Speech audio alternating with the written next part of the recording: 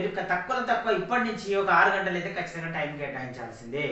మీరు ఉద్యోగం చేస్తున్నా చేయకపోయినా కంప్లీట్గా ఆ ప్రిపరేషన్ మీదే ఉన్న అన్ఎంప్లాయీస్ అయినా హౌస్ వైఫ్స్ అయినా ఎవరైనా 6 గంటలు అయితే కేటాయించుకోండి. మార్నింగ్ ఒక 2 to 3 అవర్స్ జనరల్ స్టడీస్లో ఉన్నటువంటి సబ్జెక్ట్స్ మీద కేటాయించుకోండి.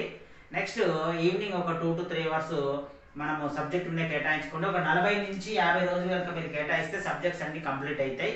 ఇంకొక 10 రోజులు కేటాయిస్తే ఒక రివిజన్ అయిపోతుంది. ఇంకొక 10 రోజులు కేటాయిస్తే ఇంకొక రివిజన్ అయిపోతుంది. అట్లా ఒక 2 రివిజన్స్ కంప్లీట్ చేయండి. ఇంకొక 10 days టైం తీసుకొని టోటల్ టెస్ట్లు అన్నీ కూడా రాయండి. అంటే గరిష్టంగా ఒక 70 to 80 days పర్ఫెక్ట్గా మీరు కేటాయిస్తే అప్పటికి మీకు ఎగ్జామ్ టైము డేట్ అన్నీ వచ్చేస్తాయి. నేను 70 to 80 days ప్లాన్ అని చెప్తున్నాను. ఇంకా 90 days 100 days ఉంటే ఇంకా చాలా మంచిది. బట్ మనం ఈ పీరియడ్ లోపే మన యొక్క ప్రిపరేషన్ కంప్లీట్ చేసుకోవాల్సినటువంటి ఆవశ్యకత అయితే ఉంటుంది. సో ఈ విధంగా మీరు వెళ్ళండి. మీకు ఎలాంటి సందేహాలున్నా నన్ను సంప్రదించవచ్చు. తప్పనిసరిగా మీ సందేహాలను నేను తీర్చడం జరుగుతుంది. మీరందరూ కూడా ఈ వచ్చినటువంటి అరుదైనటువంటి ఉద్యోగ అవకాశాన్ని దాదాపు 4 సంవత్సరాల తర్వాత వచ్చినటువంటి అవకాశాన్ని వినియోగించుకొని ఉద్యోగంలో సెలెక్ట్ అవుతారని ఆశిస్తున్నాను. All the best.